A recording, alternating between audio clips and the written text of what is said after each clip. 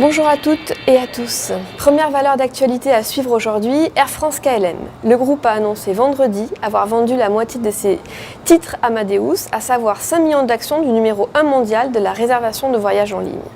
Cette opération permettrait ainsi à Air France-KLM de poursuivre sa stratégie de désendettement. Les analystes de l'Obsa sont haussiers sur la valeur et visent des cibles à 5,97 et 6,25 euros. La seconde valeur à suivre aujourd'hui, EDF. Le groupe EDF a annoncé deux opérations importantes.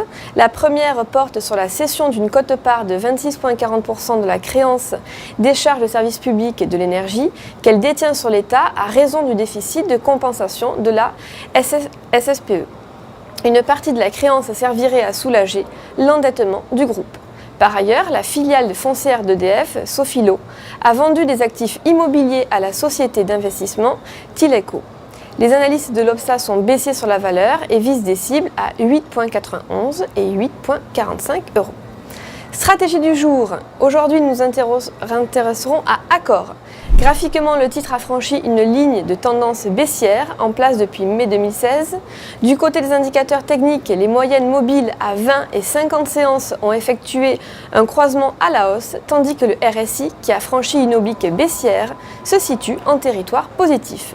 Ainsi, tant que 34,4 euros reste support, une poursuite de la phase de la hausse est attendue vers 38,6 et 39,5 euros. Afin d'appliquer cette stratégie, on pourra se porter à l'achat sur le Varencol 7355T émis par Unicredit, de prix d'exercice à 35 euros et de maturité au 14 juin 2017. Coup de projecteur sur l'indice allemand DAX 30, l'indice est sorti à la hausse d'une phase de consolidation en place depuis juillet.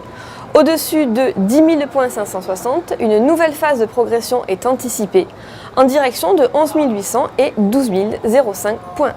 À cet effet, on pourra se porter à l'achat sur le certificat leverage DAX DXIL 5T émis par Unicredit de maturité au 26 octobre 2018 et d'effet de levier 5.